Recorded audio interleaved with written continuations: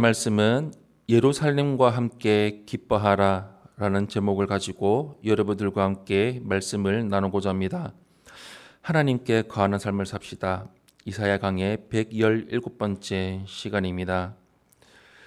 이사야의 결론부는 처음 1장에서 5장에 선지자가 제시했던 문제가 하나님에 의해서 해결되리라는 선언으로 나타납니다.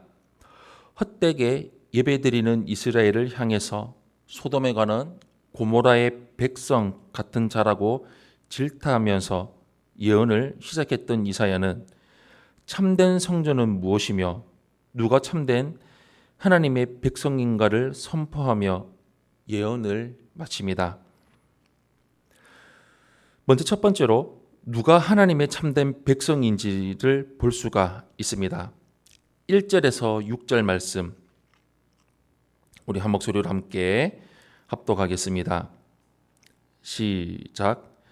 여호와께서 이와 같이 말씀하시되 하늘은 나의 보좌요 땅은 나의 발판이니 너희가 나를 위하여 무슨 집을 지으랴 내가 안식할 처소가 어디랴 나 여호와가 말하노라 내 손이 이 모든 것을 지었으므로 그들이 생겼느니라 무릇 마음이 가난하고 심령에 통회하며 내 말을 듣고 떠는 자 그 사람은 내가 돌보려니와 소를 잡아 드리는 것은 살인함과 다름이 없이 하고 어린 양으로 제사 드리는 것은 개의 목을 꺾음과 다름이 없이 하며 드리는 예물은 돼지의 피와 다름이 없이 하고 분향하는 것은 우상을 찬송함과 다름이 없이 행하는 자들은 자기의 길을 택하며 그들의 마음은 가증한 것을 기뻐한즉 나 또한 유혹을 그들에게 택하여 주며 그들이 무서워하는 것을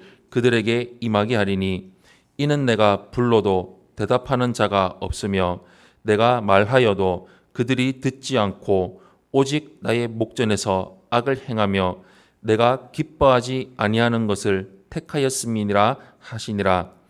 여호와의 말씀으로 말미암아 떠는 자들아 그의 말씀을 들을지어다.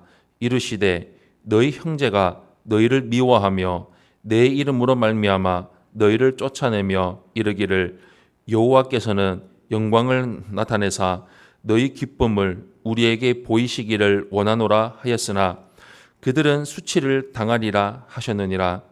떠드는 소리가 성읍에서부터 들려오며 목소리가 성전에서부터 들리니 이는 여호와께서 그의 원수에게 보응하시는 목소리로다. 아멘. 솔로몬이 아무리 레바논의 백향목과 금과 은과 보석으로 성전을 지었다고 해도 그것이 하나님의 집이 될 수는 없었습니다. 거기서 아무리 많은 재물을 바쳐도 진실한 마음 없이 드리는 제사는 모두 살인과 같고 가증하고 부정한 동물을 제물로 드리는 것과도 같습니다. 하나님이 원하시는 것은 화려한 성전도 아니고 수많은 제물도 아닙니다. 오직 통회함으로 하나님께 나와 그 말씀을 두려워하는 마음입니다. 하나님은 결코 화려한 건물이나 장식 그리고 수많은 사람들의 장엄한 예식을 원하지 않으십니다. 많은 재물이나 헌물도 기뻐하지 않으십니다. 하나님은 오직 말씀을 듣고 두려워하며 악으로부터 떠나는 신실한 성도를 자기 백성으로 인정하십니다. 하지만 현실에서는 형식적인 예배를 드리며 자기를 의롭다고 여기는 자들이 하나님의 이름으로 신실한 성도들을 핍박합니다. 주위를 살펴볼 때 불신자가 아니라 오히려 교회를 다니고 있는 사람들이 신앙의 걸림돌이 되는 경우가 꽤 있습니다. 나도 교회 다닌다. 그런데 너만 유난스럽게 믿느냐는 식으로 우리의 믿음 생활을 공격해서 우리를 때때로 힘들게 합니다. 그러나 하나님은 우리가 당하는 모든 어려움을 살펴보시며 우리가 환난을 당할 때 위로하고 돌보십니다. 하나님은 분명 우리에게 옳고 그름을 보여주실 것입니다. 낙심하지 말고 믿음을 지키며 오직 말씀 가운데 거하며 말씀 붙들고 순종하는 삶을 살아가는 삶을 이루며 나아가시기를 바랍니다. 두 번째로 회복된 예루살렘의 기쁨을 볼 수가 있습니다. 7절에서 14절 말씀 우리 한 목소리로 함께 합독하겠습니다. 시작. 시온은 진통을 하기 전에 해산하며 고통을 당하기 전에 나말을 낳았으니 이러한 일을 들은 자가 누구이며 이러한 일을 본 자가 누구이냐. 나라가 어찌 하루에 생기겠으며 민족이 어찌 한순간에 태어나겠느냐. 그러나 시온은 진통하는 즉시 그 아들을 순산하였도다. 여호와께서 이르시되 내가 아이를 갖도록 하였은즉 해산하지 아니하겠느냐. 내 하나님이 이르시되 나는 해산하게 하는 이인즉 어찌 태를 닫겠느냐 하시니라. 예루살렘을 사랑하는 자들이여 다 그 성읍과 함께 기뻐하라. 다 그 성읍과 함께 즐거워하라. 그 성을 위하여 슬퍼하는 자들이여 그 성의 기쁨으로 말미암아 그 성과 함께 기뻐하라. 너희가 젖을 빠는 것 같이 그 위로하는 품에서 만족하겠고 젖을 넉넉히 빤 것 같이 그 영광의 풍성함으로 말미암아 즐거워하리라.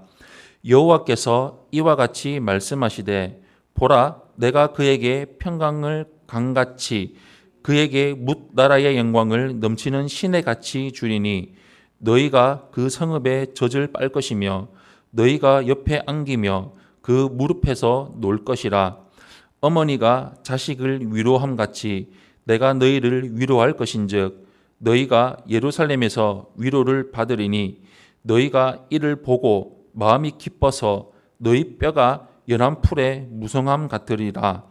여호와의 손은 그의 종들에게 나타나겠고 그의 진노는 그의 원수에게 더하리라. 아멘. 이사야는 시온 곧 예루살렘을 임산부로 그 안에서 살아가는 사람들을 그 자녀들로 비유하고 있습니다. 예루살렘은 남자아이를 진통 없이 순산할 것입니다. 과거 히스기야 때 예루살렘은 아수르의 침공에 의해 아이를 낳으려 하거나 해산할 힘이 없는 상황이었습니다. 그러나 히스기야의 기도를 들으신 하나님이 하룻밤에 아수르 군대를 전멸시키시고 승리를 주셨던 것처럼 시온은 해산의 고통을 당하기도 전에 남자아이를 낳을 것입니다.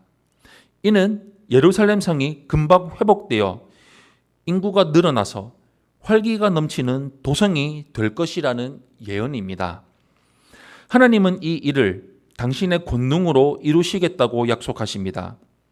예루살렘의 거민들은 바로 하나님의 말씀을 두려워한 참 백성이었고 과거에 예루살렘의 멸망을 보며 슬퍼했던 사람들입니다.